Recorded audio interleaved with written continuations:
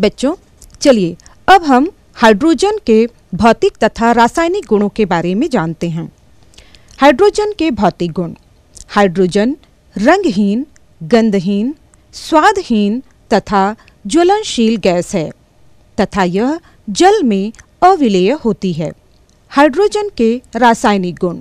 बच्चों, हाइड्रोजन विभिन्न प्रकार के पदार्थों के साथ क्रिया करके बहुत ही महत्वपूर्ण यौगिक बनाते हैं। सबसे पहले हैलोजन के साथ अभिक्रिया। ये हैलोजन के साथ क्रिया करके हाइलाइट बनाती हैं। फ्लोरीन के साथ क्रिया अंधेरे में ही हो जाती है, जबकि आयोडीन के साथ अभिक्रिया के लिए उत्प्रेरक की आवश्यकता होती है। दूसरा है डाई ऑक्सीजन के साथ अभिक्रिया। हाइड्रोजन डाई ऑक्सीजन के साथ अभिक्रिया करके जल बनाती है।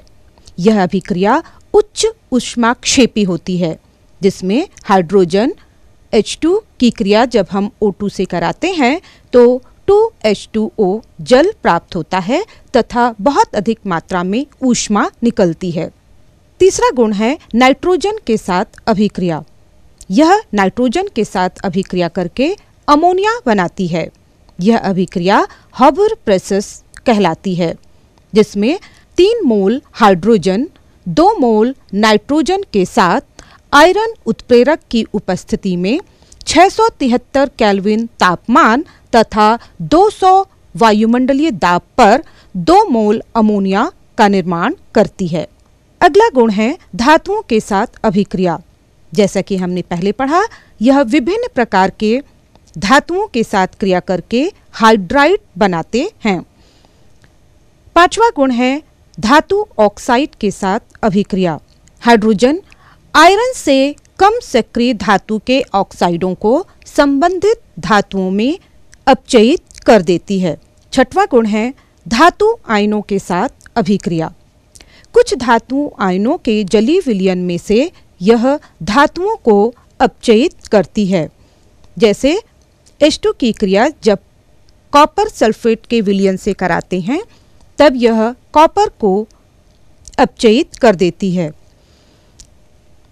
अगला गुण है कार्बनिक यौगिकों के साथ अभिक्रिया। कार्बनिक यौगिकों के साथ अभिक्रिया। पहली अभिक्रिया है वनस्पति तेल का हाइड्रोजनीकरण। जब वनस्पति तेल की क्रिया हाइड्रोजन के साथ निकेल उत्प्रेरक की उपस्थिति में 473 केल्विन पर कराई जाती है तो हमें वनस्पति घी प्राप्त होता है। दूसरी अभिक्रिया है एल्कीन का हाइड्रोफॉर्मिलेशन।